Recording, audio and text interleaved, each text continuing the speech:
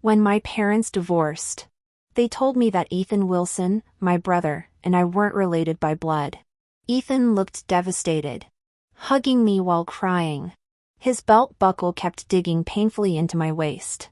When he finally left after crying, I realized he wasn't even wearing a belt. Hi everyone. Welcome to Heartbeat Moments. Hit that subscribe button to enjoy amazing novels daily. Let's begin the story. My brother Ethan Wilson is a celebrity. His endorsement posters plaster subway tunnels and the most luxurious malls. In the ads, he wears a black suit with a sharp V-neck revealing a faint hickey on his neck. A silver ear cuff adorns his left ear as he gazes sideways at the camera, rebellious and ambitious. But reality. Before I even got home, 5 messages lit up my phone. Lulu Bell. You're coming home for break today, right? Smiley face. What time? I'm free from work. I'll cook for you. Why aren't you replying? Crying face. Bought you 2 outfits. Left them in your room. Some clothes smelled musty, so I washed them. I instantly replied, don't. Stay out of my room. My face burned crimson with panic and guilt. I'd planned a hotel trip with my boyfriend next week, our first overnight trip. I'd secretly bought lingerie. No way could Ethan find those. When I rushed home, Ethan was lounging on the sofa smoking a slim cigarette, the faint tobacco scent lingering. He stared at his phone through lowered lashes. Headphones on. For deep bruises marred his right knuckles, like he'd repeatedly punched something hard. He didn't bother bandaging them. Ethan? I approached nervously. He looked up, calm and smiling. You're back. I've always feared Ethan inexplicably, even though I bullied him more growing up. As a stubborn child, I coveted everything he owned. He'd surrender his barely licked lollipop, watching helplessly as I crunched it. I'd strip new clothes off him to wear as scarves, despite having my own wardrobe. Wherever he went, I followed like a shadow. We shared everything, clothes, food, beds, until he started boarding school.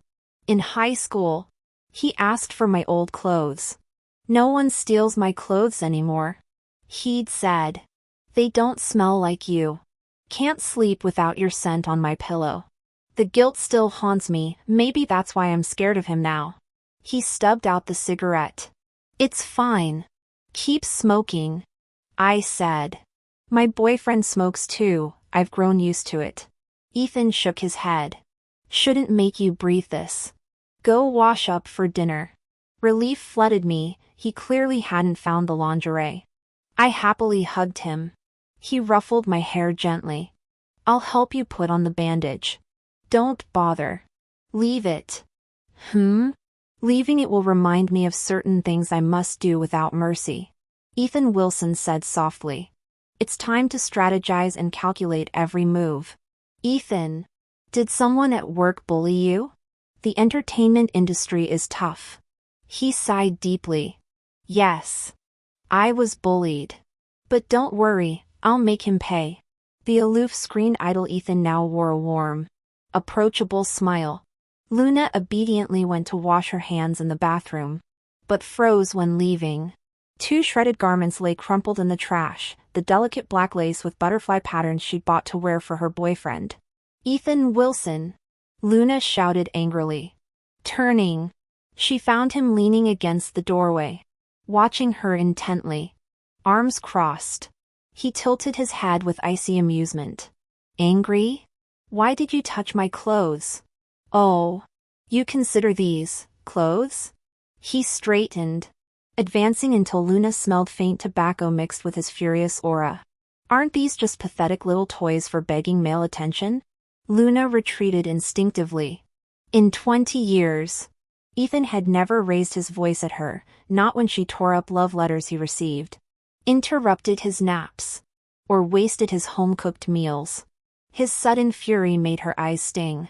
His knee pressed between her thighs, forcing her backward until her spine hit cold tiles. His name? When did it start? How many times? Each growled question vibrated with dangerous intensity. Luna shook her head, sensing catastrophe if she answered. Cool fingers gripped her chin, his injured right hand. Fresh blood seeped through reopened wounds. Look at me. Trembling against the shower wall, Luna opened tear-blurred eyes. Only then did she truly comprehend. Her brother Ethan was a full-grown man, 6 feet 2 inches of gym-toned muscle who could effortlessly cage her 5 feet 5 inches frame. His overwhelming masculinity mixed with blood and cologne invaded her senses like a primal force. Talk. Luna shrank backward, accidentally hitting the shower handle. Water cascaded, the ice-cold water cascaded over my head, stinging my cheeks like whiplashes. Drenched to the bone, my frayed nerves finally snapped. A pathetic sob burst from my lips. Ethan. I whimpered, tears mingling with the water dripping down my face. We never did anything. Even as I cursed myself for being weak, my traitorous hands instinctively clung to Ethan's arm like they'd done countless times since childhood. I couldn't help it whenever bullies made me cry growing up. Ethan would materialize like an avenging angel, fists flying. He'd beat my tormentors bloody one moment, then gently wipe my tears and walk me home the next. Seeking Ethan during crises had become as automatic as breathing. You compared me to a dog.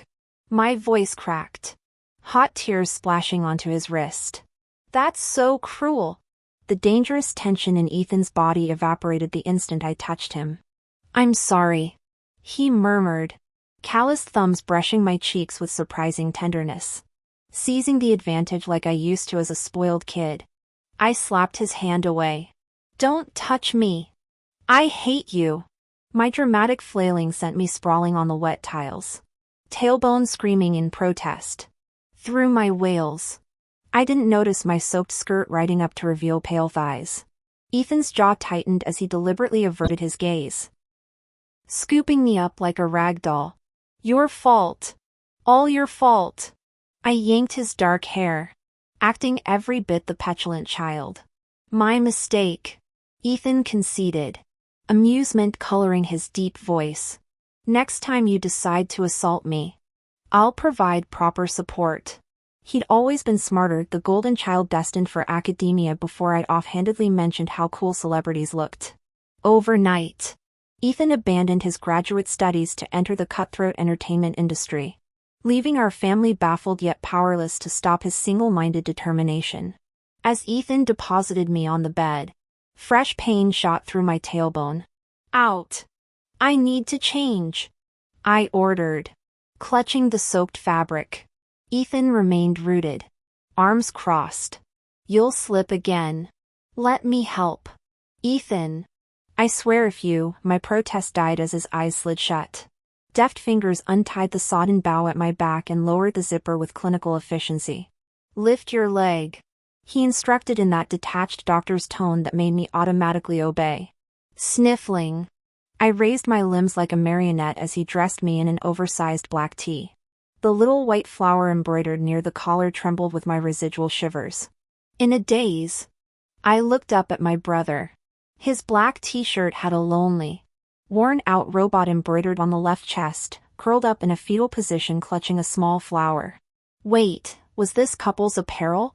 Ethan seemed to detect my confusion instantly. He said casually, the brand sent these clothes. Similar patterns are inevitable. This was the only one on the bedside, so I grabbed it for you. My pile of clothes on the bed had somehow all ended up on the floor, probably knocked down when Ethan Wilson carried me in earlier. After tucking me in, Ethan said he'd fetch me milk and insisted I rest. Strangely, though I never napped, I soon found myself yawning over my phone until sleep overpowered me. Through the haze, I felt someone catch my slipping phone. I mumbled bro, and sensed lips brush my hair as he whispered, I'm sorry. I woke to darkness. My phone sat charging peacefully on the desk. My boyfriend hadn't texted all afternoon. Fury burned through me. At noon, when I'd mentioned my new lingerie arrival, he'd instantly demanded photos. I'd refused, uncomfortable.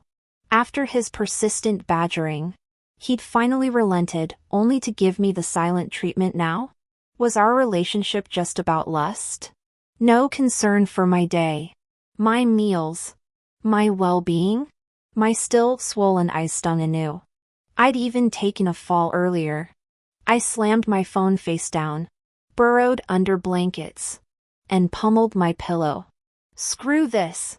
If he wanted radio silence, he'd get it. After venting my rage through 10 more whacks, I shuffled up. The tailbone pain had subsided. Emerging, I found Ethan Wilson on a hushed phone call behind his closed bedroom door. Not today, my sister's home. She's an adult but injured.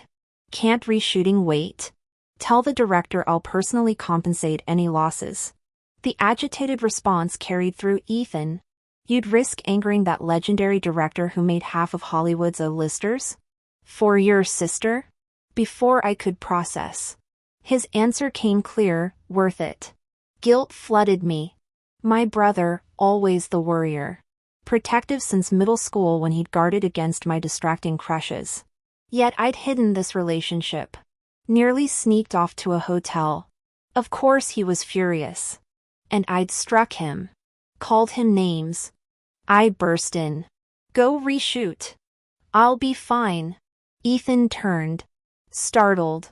Murmuring for his agent to hold. Luna. You know Director Chin, his one-day reshoot stretch for weeks.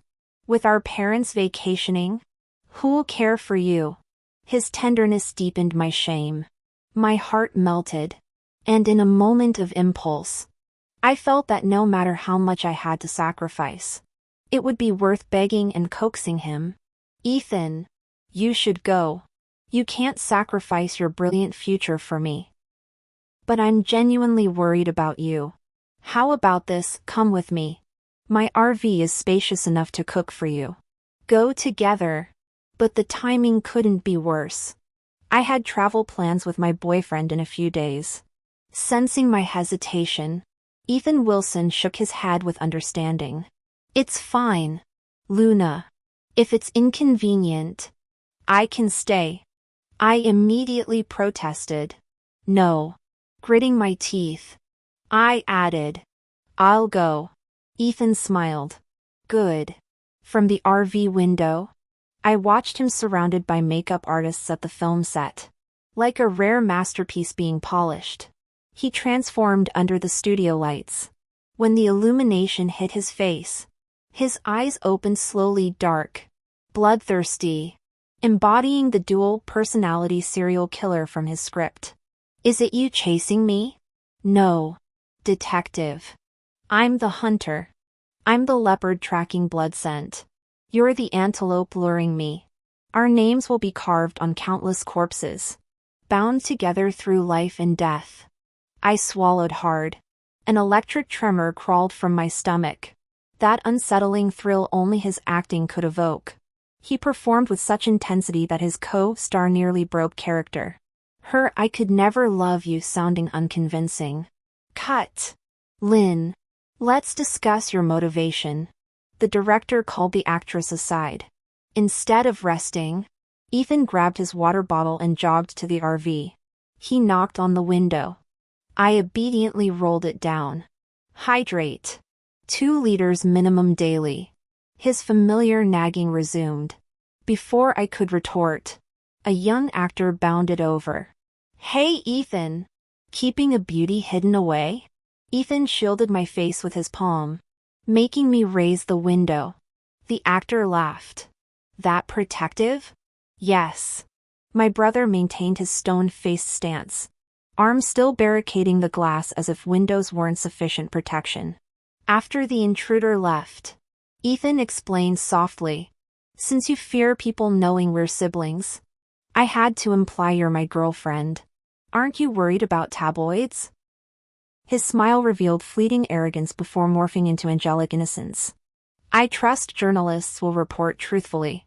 True to Ethan's prediction, the director demanded reshoots that could take weeks. My vacation plans evaporated. Lying in the RV bed, I texted my boyfriend about canceling. He replied, "Huh? I already booked hotels. They cost $1,000 a night.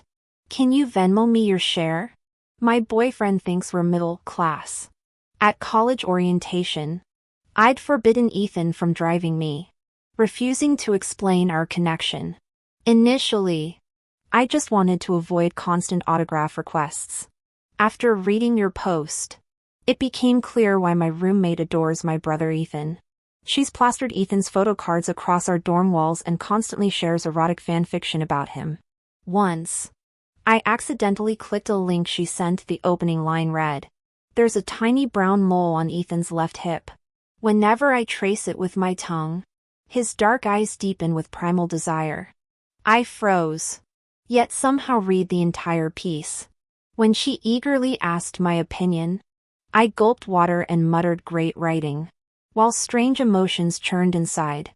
From that moment, I vowed nobody would discover Ethan is my brother, especially my roommate. If Ethan ever learned I'd read that smut about him, my dignity would be permanently destroyed. I patiently reassured my boyfriend until he finally relented, though he pivoted with, "Since my money's gone, shouldn't you compensate me?" At his request to put on stockings and photograph your legs on the bed, I hesitated. His tone turned icy. "Luna, are you just using me for money? Don't you love me?" I protested urgently, though conflicted, this being my first relationship. I didn't know if refusing meant failing as a girlfriend. Part of me wanted to prove I could sustain romance, especially after Ethan's lifelong interference. Ethan had policed my relationships since middle school when he hospitalized a boy who confessed to me. His constant "you're too young for serious dating" only fueled my rebellion. Gulping half a bottle of champagne from Ethan's fridge, I drunkenly texted, "Fine. I'll do it." The deceptively smooth alcohol soon burned through me. Stumbling through my luggage, I pulled on stockings and a little black dress Ethan bought me. As I positioned my phone to capture my swaying legs against the RV bedding, an Arctic voice demanded, "What are you doing?" My alcohol-fogged brain slowly registered Ethan's murderous stage makeup, silver hair and blood maroon eyes from his latest role.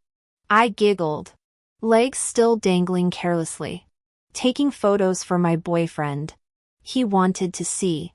My fingers brushed my thigh as I emphasized he wanted to see my feet too. Ethan's whisper carried lethal calm. He asks, "And you obey?" My phone chimed with new demands. "Boyfriend, just do bare legs first. Then tease with half-on shots." As I reached for it, Ethan snatched the device and smashed it against the wall with terrifying force. "Ethan Wilson, that's my phone!" I cried out. His face darkened. "It's the phone I bought you. I want it back now." "Problem?" But I tried to argue, but alcohol muddled my thoughts. I gaped helplessly as he stomped the device into shattered plastic, crouching to pocket my SIM card. "Ethan? Everything okay?" Sounded like something broke. Someone knocked on the RV window. Ethan clamped his hand over my mouth, answering calmly. Dropped my water bottle. "Tomorrow's call time? 3 p.m. Get some rest at the hotel. I need to review lines alone." I whimpered against his palm until the assistant left. He yanked me upright by the collar. "You jerk!" I slurred. "Hurt you?" I nodded furiously. Ethan sneered. Still not learning. His middle and ring fingers hooked my spaghetti strap, knuckles grazing my collarbone and warning. "Punishments due. My dress. My rules." His teeth sank into my neck. "Yet you flaunt it for others." My scream drowned in the violent rip of fabric. The expensive black dress became rags under his hands. I scrambled backward, clutching myself. Ethan seized my wrists, rendering me as helpless as a suffocating fish thrashing in dry air. "Ethan! Ethan!" I babbled through tears. "I'm sorry. Please."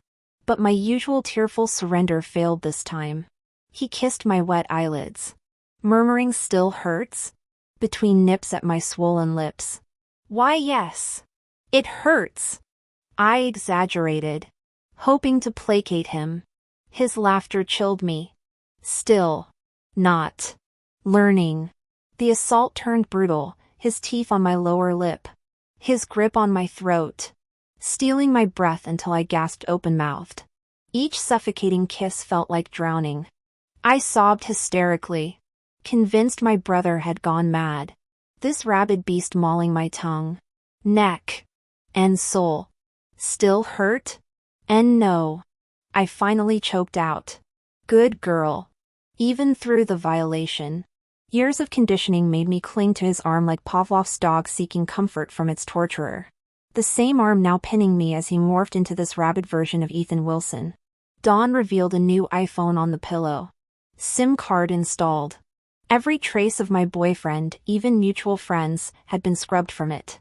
My brother had combed through my digital life like FBI extracting evidence. I wept for hours in the empty RV before dialing. Mom? The call connected before I could speak. Mom spoke first.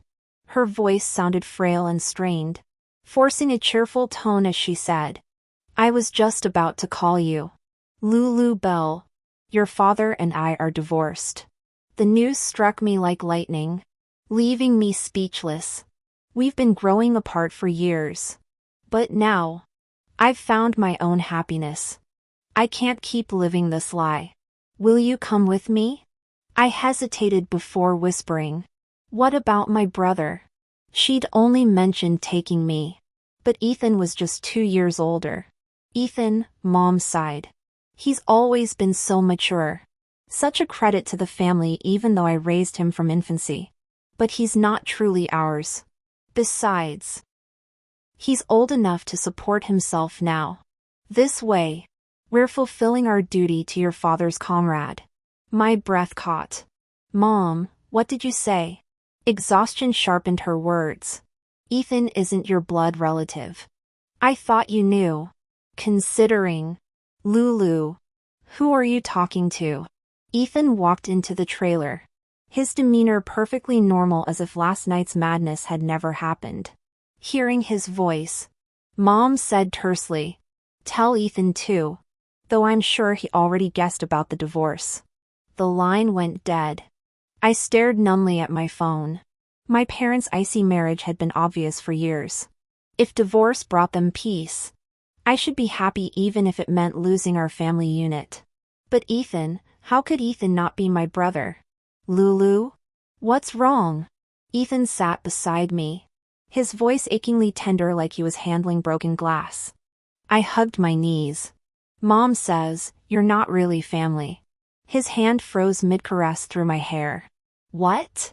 We don't share blood. Just yesterday I'd wanted to scream curses at him. To make him pay. But seeing his stunned devastation now, my anger melted into pity. I see, his bitter laugh trembled with unshed tears. That explains why she never loved me. Ethan. He crushed me against his chest like he wanted to fuse our bones together. His damp breath scalding my neck. When I patted his back in comfort, my fingers brushed something odd near his waistband. Brother, your belt buckle is digging into me. He released me instantly. Standing abruptly, he said, I need to shoot my scenes. Last night, I took method acting too far when I got angry. I'm sorry for hurting you. As he strode away, 2 realizations struck. Ethan wasn't wearing a belt. He'd apologized for the pain, but not the cause. In following days, my brother carefully rebuilt his mask of normalcy. He treated me extremely well. Even when filming kept him busy, he would cook for me and bring me water. He carefully covered the bruises on my wrists from his grip with medicinal patches. He didn't touch me again. Gradually, my wariness faded, and I even started playfully joking with him like before. When we returned home, my parents formally announced their divorce. This time, they provided detailed explanations about asset division, future residences, and marital status. My brother Ethan Wilson thanked our parents for their years of care. The bond we build is stronger than blood. He said, in my heart, you'll always be my parents. As for me, I didn't choose to live with Mom because she's building her new life now. Though I'm in college and only return during breaks. I don't want to disrupt her relationship with the person she truly loves. When discussing child custody, Dad kept his head lowered without speaking. I knew his traditional preference for sons meant he probably wouldn't support me financially after the asset division. As the tension thickened, Ethan suddenly spoke up, "Luna can stay with me. I have a fully furnished apartment in City A that's been airing out, perfect timing." He steepled his fingers, using his most persuasive tone. "First, it's near her university campus so she won't have to endure dorm life. You know how lightly she sleeps, even someone turning on a light disturbs her. Second, I can protect her from being taken advantage of." Dad nodded approval. Mom looked at Ethan Wilson with sudden realization. The young man sat with bowed head, appearing every bit the obedient live-in son-in-law. She pulled me aside. "Truthfully, do you want this?" I mumbled without a word. After her repeated questions, I whispered, "Yes, Mom." Her gaze turned penetrating. "Did he pressure you? Or did you pressure him?" I smiled faintly.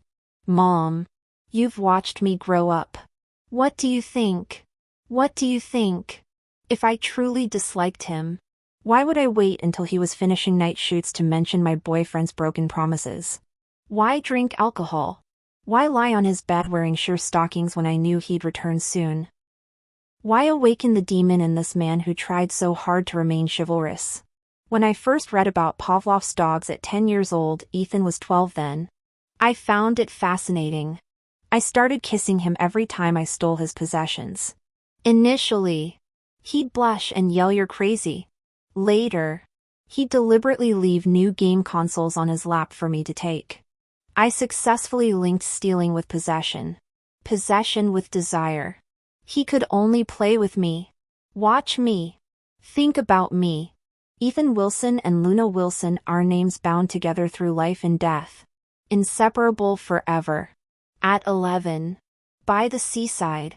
I stole his conch shell and made him chase me. When he caught up, I threw it back into the waves and kissed his cheek. "What do you really want?" he demanded. I laughed. "You've developed muscle memory, Ethan. Now you don't care what I take, you only crave the kisses I give." Hands behind my back. I skipped playfully around to Ethan Wilson's rear. I whispered softly, "I want you to chase me for a lifetime. A lifetime.